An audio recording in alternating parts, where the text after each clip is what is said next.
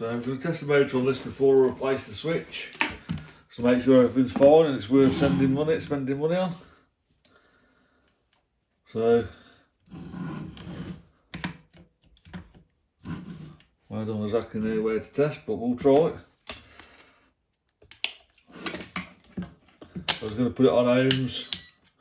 You can't get to the rotor on it. I don't really want to dismantle it, I just want to make sure there's no shorts. So I'll try through the bushes. So that's 4 ohms. It's not a dead short and it's not an open. So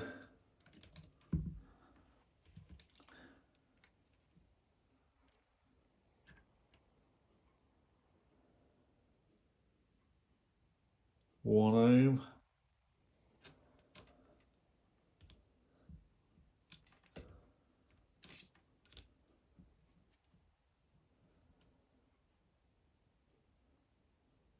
.1. Well, I'm not getting any shorts, so I'm pretty happy with that. I suppose I could take I'll just see if I can pull that out.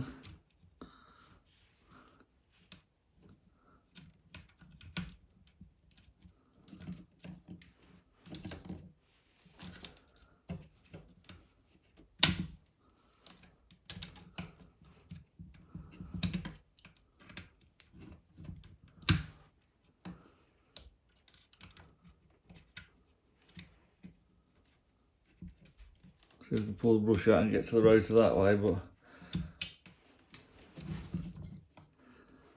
no. So it's hard to test these. You can test for a direct short between the brushes, but getting in to test the rotor is a bit difficult without stripping it down. I don't fancy that.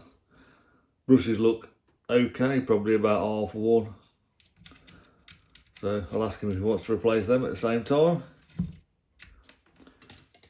So otherwise that's it. I suppose it's a how to change the brushes video at least.